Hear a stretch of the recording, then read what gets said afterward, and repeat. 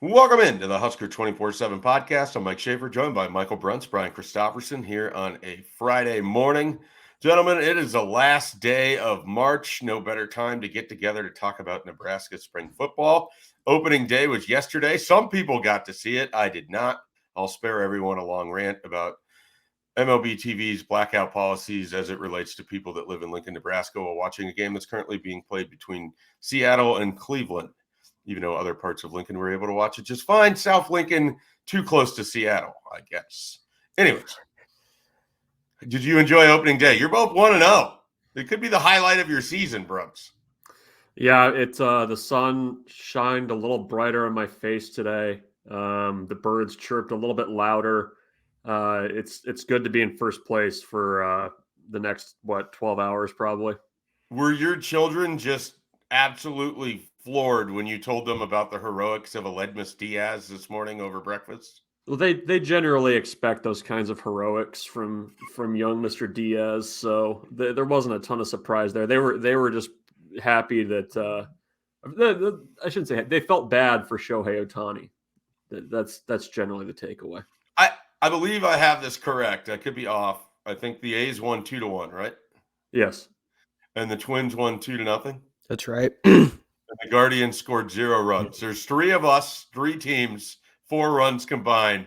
Welcome back, Major League Baseball. These offenses are humming. All right. We'll talk some more baseball at the end of the podcast, but it'll be Nebraska related. And we'll see what's going on. Bruntz just had media availability with Will Bolt and company over there. So we'll dive into that at the end of the podcast. We're going right to spring football. And real quickly, anything that you guys didn't get a touch on in your 3-minute drill yesterday that you would like to get before we get to the very important topics that I have written down? I don't think we touch on AJ Rollins, Bruntz? I don't remember. On Tuesday. Just the Tuesday, Wednesday stuff. Yeah. He's been like the most interesting thing this week to me. I know you have a different question, but this week, like that has that's really jumped out at me. His move to the defensive line and how like you can just tell the coaches really feel like there's something there. So that's exciting because I think there's always been an intrigue. Like, well, you know, you hope AJ wasn't one of those guys who just sort of gets lost beneath everything, and there's signs that he's poking through at a new position. I like that. What does his defensive line picture look like right now, Brian? Like who we know Ty Robinson's out for the spring. Right. They're rotating some different pieces in and out. Like what exactly does the defensive line look like this spring, kind of as fans get geared up towards the April 22nd spring game? I think from the outside looking in, it's thin, but Terrance Knighton was painting the positive picture of it, that he's getting a very good look at some of these guys you would hope could develop and give you some depth pieces, like a Ruquan Buckley. This is a huge spring for a guy like him, and he's getting a ton of opportunities. It seems like Nash Hutmacher is a name that sort of popped out, you know, the first couple weeks on that D-line. He's stepping into more of that leadership role. He's always had the strength where he could lift a house. We know that about him. But it feels like they're really working on, he's cutting some weight and maybe proving that he has some athleticism to, you know, move laterally and do all the other stuff too, and really function well as a versatile piece in this defense. So it sounds like these coaches see something in Nash where he can take it up another level. Beyond that, you're talking about, you know, like guys like Cameron Lenhart and Prince Will and these guys who sort of looked the part. Elijah Jeudy. Yeah, Elijah Jeudy. They like Elijah Jeudy because he can do everything they ask on the D-line. He can play any technique they want. The thing to remember about Elijah is, as highly touted as he was as a recruit, he did not play hardly at all Texas A&M defensive snaps wise. So he's still sort of a rook when you actually think about it from a playing standpoint. So, but there's a lot of potential there, and I think Jeudy is one of those sort of like important pieces. Like you'd love that guy in fall camp to be here, and like he's in the mix to be as part of the 6-man rotation or whatever it is. And if you hear that, that's probably a good sign. Okay, so we're not quite halfway through the spring, but we're getting closer to it. Do you feel better about the defensive line picture than you did before the spring started? I know when you and I had a podcast probably mid-March, we both sort of were a little bit apprehensive of how it looks up front because it did seem very thin.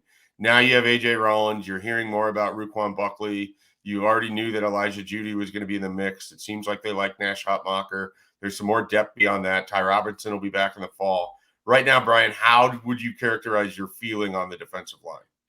Slightly better, a lot better, not better. You hate it. Slightly better, but just slightly better. And really it's hazy to me right now because with all the pieces, it's hard to know exactly where they're putting them. I mean, some of these guys who are linebackers are also edge defenders who sort of factor into the defensive line. And, like MJ Sherman is that type of player, and like a Chief Borders could be that type of guy.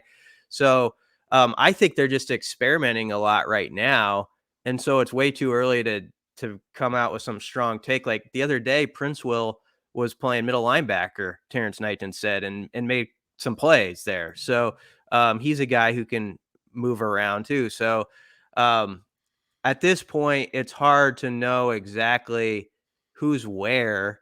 And because of that, I think it's dangerous to say like, oh, they're better than we thought or worse than we thought. It's just, you're hoping that some of these names you keep hearing are developing at a steady pace by the time you get to the fall where they trust them. Because as Bruns pointed out on one of our pods the other day, big comment from Rhule, he wants to play like 20 guys on defense. He wants this to be a defense where there's a lot of rotating parts and a lot of people involved. So it's going to be key that some of these guys come along if you're going to do that.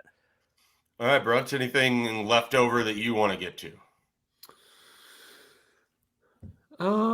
Not really. I was trying to think. MJ Sherman talked yesterday.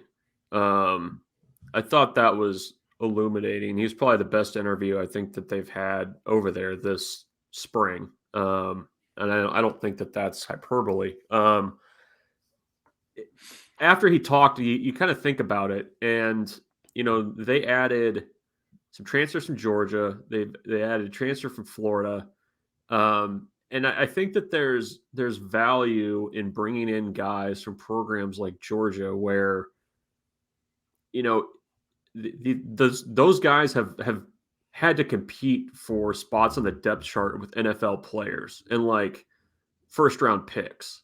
And there's a certain standard, I think, at Georgia that has allowed them to get to where they are right now as kind of the they're the bar in college football.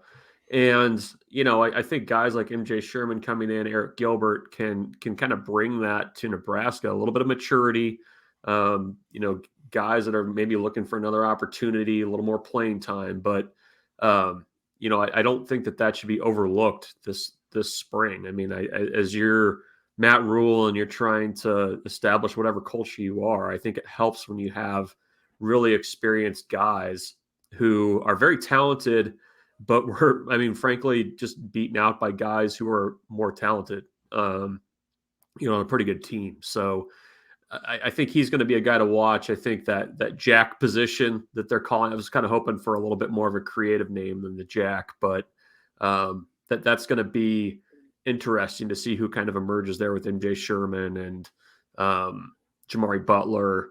Javin Wright's there too, so that they've got options for that very unique position in the 3-3-5.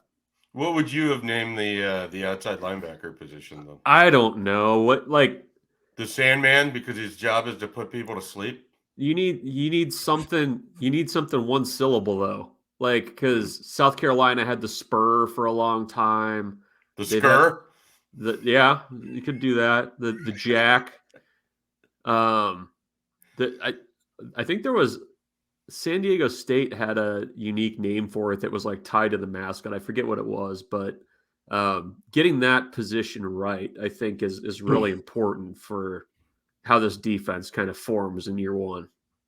Yeah, I mean, I like robber, monster, like that kind of thing. Like you hear that a lot. Yeah. How do you feel about the peso back in the Pelini era? That's not a position. It's a position grouping. Okay. They were always quick to point out. I'm sorry. It's not a position. It's a grouping. I gotcha. So my favorite thing from the Pelini era was the diamond formation. and what to call that and why it wasn't used enough. They should have run the crap out of that. And I mean, they probably would have easily beaten Wisconsin in the Big Ten championship game that year if they just did a little more diamond. Just need a little more Diamond Dallas Page. We could do a whole podcast in May on the diamond formation, and I think it would get some listeners. Think about going back and you had Braylon Hurd, Aaron Green, and Amir Abdullah. Like, just make it happen. Going back and watching the Quincy Enunwa touchdown, like came off of that diamond formation. Like it was. And Aaron Green was down the sideline, like, throw it to me. And and then transferred out after that year, I believe. Yeah, because of that one pass. It was that play. That pass. Well, you know. Maybe I'm writing and where are they now Aaron Green story, you know? But instead, I'm not. All right. Let's all right. I promised I had some questions. We're going to do one now. We'll take a break, then we'll do the next. We'll go to Brunts to start with. What is the most interesting thing you've learned this spring? It can be about Matt Rhule, the operation over there, something about a position group, something about whatever. But the most interesting thing that you feel like you've learned this spring is blank. You even prompted me with this question before we started recording, and I still am struggling to come up with an answer. Yeah, we cheated this time.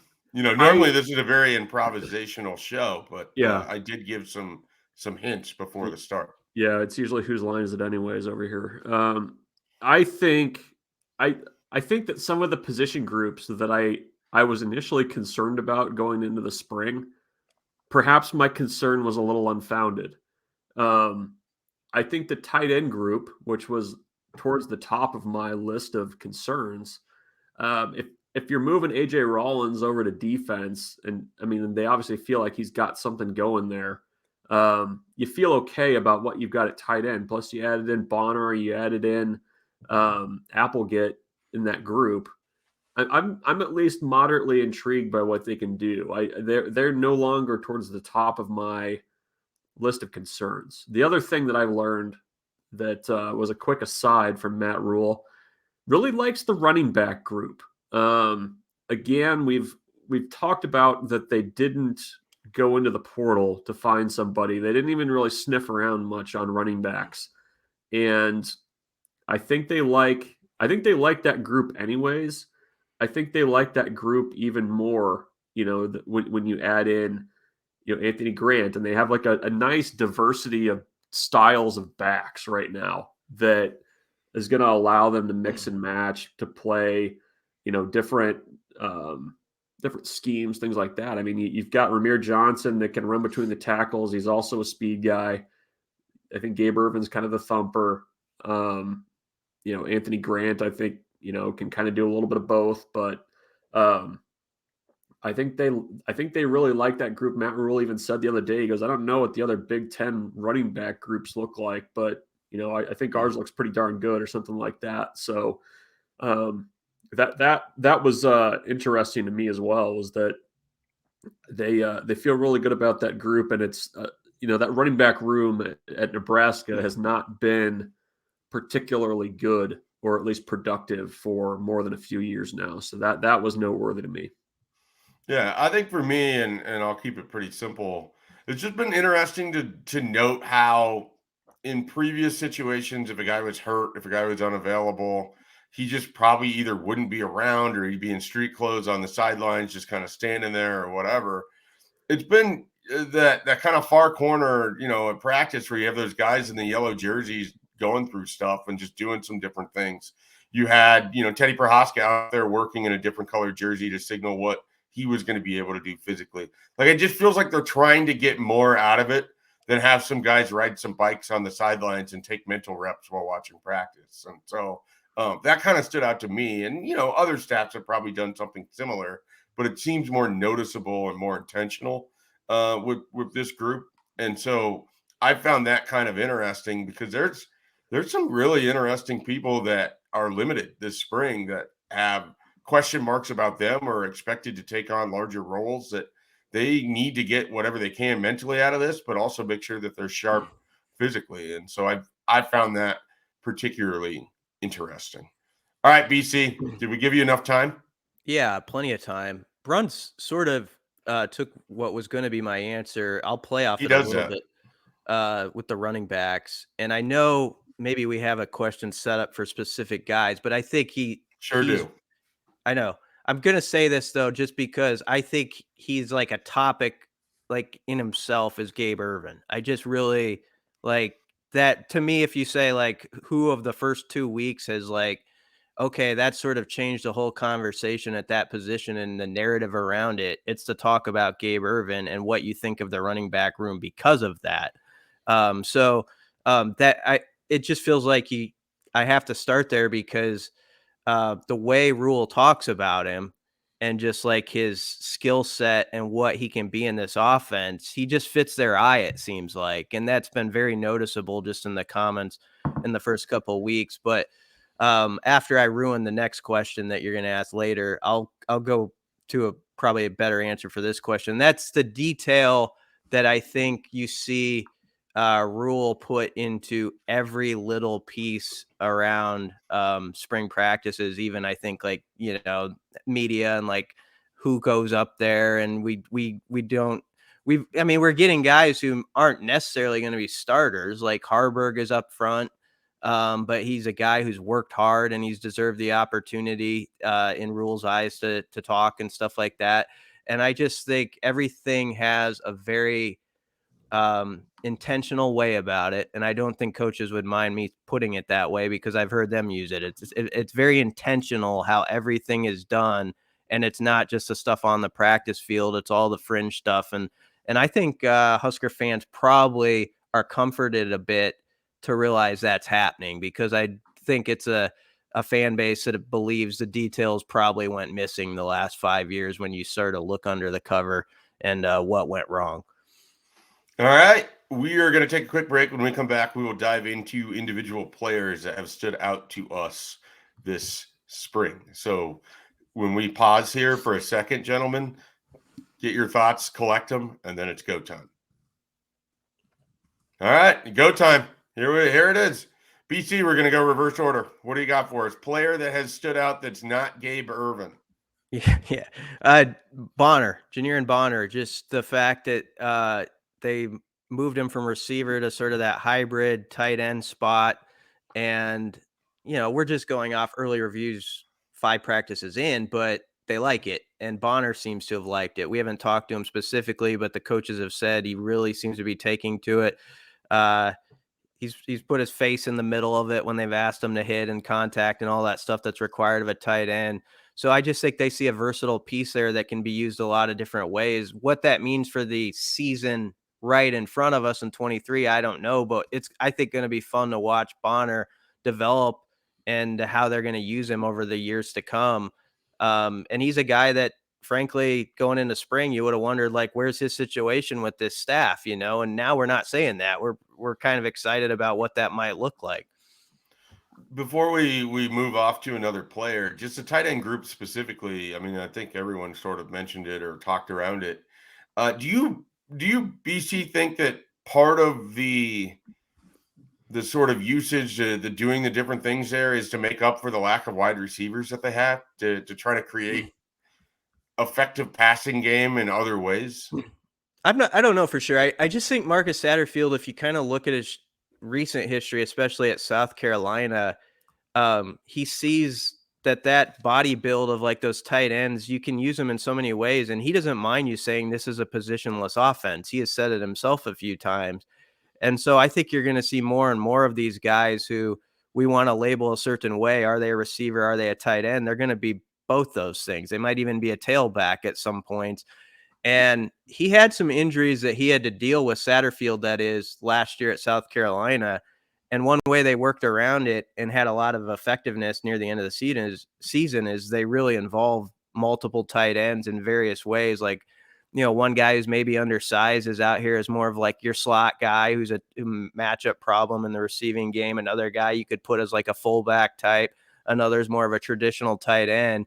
And when Satterfield did his spring access with us, it really stuck out to me how much he like loves the possibilities of that position or whatever you want to call it, that label in the offense, and how they can maybe tweak it with some of the guys they have.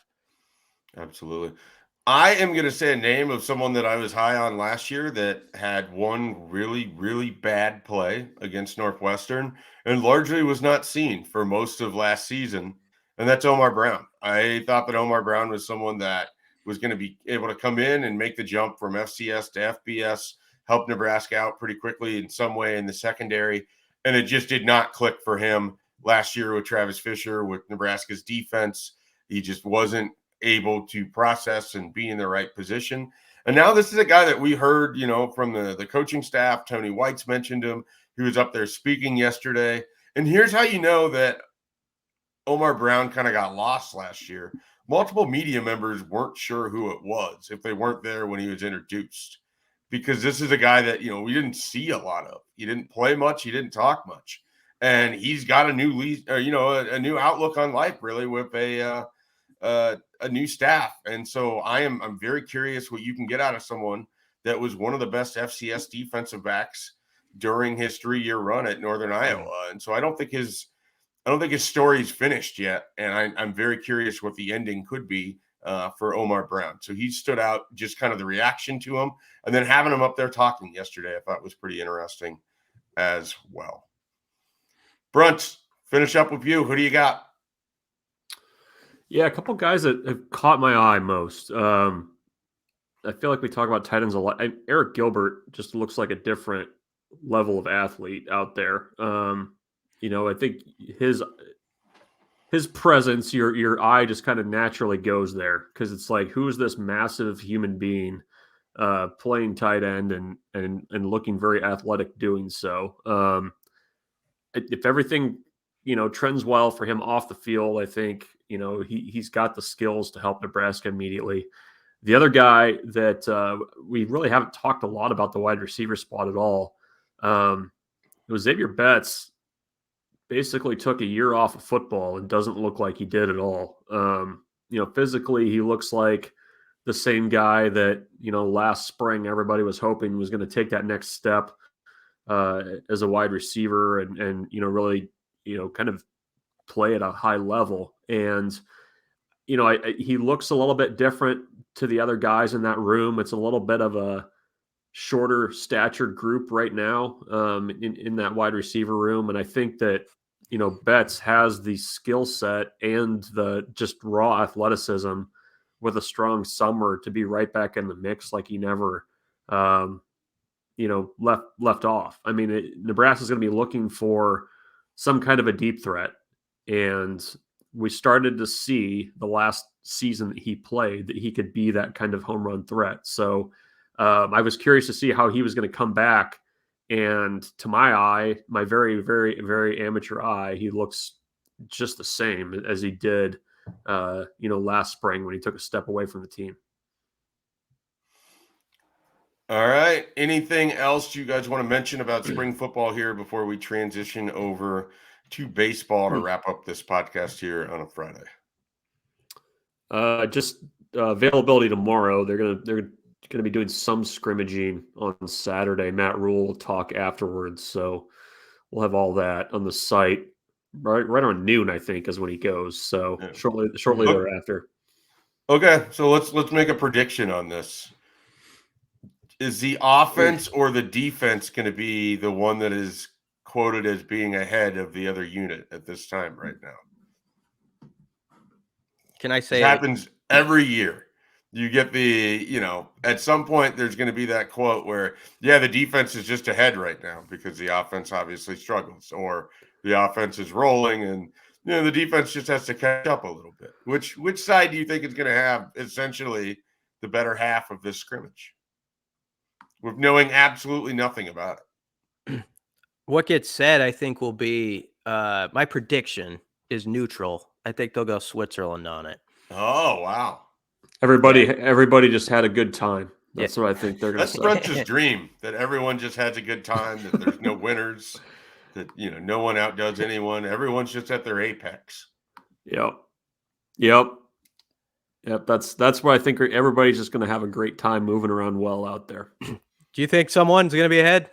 I think that there's just going to be a bunch of talk about how fast the 3-3-5 defense looks and how confused the offense could get at different times with it. And we're going to hear that the defense is ahead of the offense, that kind of thing. Right. That's going to be – I feel like that'll end up being the insinuation because I think the offense probably takes a little bit more time to install. And frankly, I don't know who they have to throw to. I'm very curious by Xavier Betts, just to go back to Brunson and what he was talking about there. I remain very dubious that he is going to pick up an entirely new offense in a short amount of time and be effective when he struggled with picking up Nebraska's previous offense. And it limited him to gadget plays. But that doesn't mean he can't be effective in other ways. I remain somewhat doubtful. And how many scholarship wide receivers are even here this spring? 6, 7. Washington, Kemp, Betts. Who else? Hardy, Jones Jr. Victor Jones Jr. Garcia Castaneda. That's 5. Garcia Castaneda. 6. Yeah, here's the thing about the learning the offense. I wonder. My sense is that Matt Rhule is pretty attuned to how things are taught, and my sense is that perhaps he would be more creative when it comes to meeting a player where they are with learning the offense. Is that fair to say? I have no reason to doubt it or to. Did you say Fleeks? Did you say Fleeks too? Fleeks is there, yeah. I think have we heard much about Fleeks? I think he's going to have a say in things. Yeah. I don't know. I think he's a guy who he's sort of the perfect, we always say bridge player, but into the future because he's just, I mean, he knows he's the same age as Garrett McGuire basically and has been around him for so many years. And I just think he's a guy who can help sort of like, who was that safety? Or was it Trey Neal early in the Frost era? Oh, yeah. Future dentist Trey Neal. Yeah. Did that happen? Is that what happened? I don't know if he's, I know that Travell Dixon became a firefighter. It's unclear to me if Trey Neal's on his way to be a dentist. Well, I hope he got what he was going for because he was a nice guy to deal with. But Trey Neal, maybe a little bit of that with Fleeks. I don't know, on the other side of the ball, sort of that guy who can help transition you into the future. And this is how you do it sort of thing. Yeah. All right, Bruns, baseball. What do we need to know? Nebraska won a midweek game.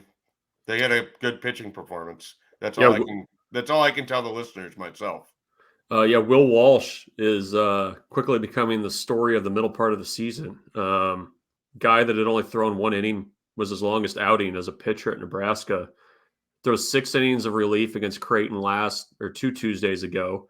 Comes out and throws 7 innings as a starter on Tuesday against North Dakota State. And all of a sudden, he looks like a potential Sunday guy out of nowhere. And I don't know that they've decided how they're going to approach things. I mean, I think they might set it up. Will Bolt even said this today, that they might set it up to basically go all out to win on Friday and Saturday and then try to piece Sunday together. Maybe they do Walsh on Sunday as the starter. They at least are starting to get options. They feel like they've got, because the bullpen was the big question mark for a while. And Buns is starting to look like the old Buns. They feel like they've got 8 to 10 pitchers that they could rely on a weekend if they need to. So how that comes together remains to be seen. This weekend is kind of the stupid Big Ten bye week in the middle of the season where you have to try to convince somebody to come and play you when you're not lined up conference schedule wise. So they're actually going to Abilene, Texas today, playing a doubleheader on Saturday, one against Abilene Christian, one against Texas Corpus Christi, and flying back on Sunday. So 2 games this weekend. And then they're in the midst of like an 11-day road trip where they go to Texas, they come back to Lincoln, then they go to Manhattan, then they come back to Lincoln, then they play 3 at Michigan next weekend, and then they're back in the state. So the offense is humming. The pitching is Kaminska and Olsen have been great. It's just who can they get to kind of fill in around them is the question du jour. Have you taken a peek at the Big Ten at all? Do we know what the conference kind of looks like? Is this Michigan series a big one coming up? It's a big one. All of Nebraska's conference road series, for the most part, are against teams that are in what you would consider the upper half of the league. And the teams that are coming into Lincoln are very, very much not the top of the league. So they go to Michigan. They still have Maryland on the road, and Iowa, who is looking like probably the best team in the league right now. They go there. I think it's the weekend of the spring game. So that'll actually be a really big series for them. But Nebraska needs help in the RPI. They're lower than 100. I think they were in the 120s the last time I checked. And there's just not a ton of opportunity except for those road series to add up some wins. I mean, you just basically got to win games at this point. The key to that is when you have the opportunity to sweep, win it on Sundays. I mean, that was the disappointing thing in that Illinois series was you basically take it to a team for 2 straight days, and then, you can barely get into the third inning with your starting pitcher on Sunday. So they got to get that figured out. Are they considering tryouts for their Sunday starter? Do I need to get the arm warmed up? Yeah, you might want to see if you got any hot sauce left in that chicken wing. We'll see. But yeah, it's probably Will Walsh, but I don't know. They need to figure that out. They don't have to make the decision this weekend, so there's at least that. All right. For Michael Bruntz and Brian Christopherson, I'm Mike Schaefer. You've been listening to Husker247 Podcast. Be sure to check out Husker247.com. Plenty of content throughout the weekend. Matt Rhule speaking on Saturday. We will hear how this scrimmage or alleged scrimmage or skirmish, whatever we want to call it, how that shakes out, what we find out from that. There'll be recruiting content as well. Nebraska has more visitors expected over the next coming days, including a 4-star out of Minnesota. You can learn more about that at Husker247.com. We'll be back next week with some more Husker247 podcast content.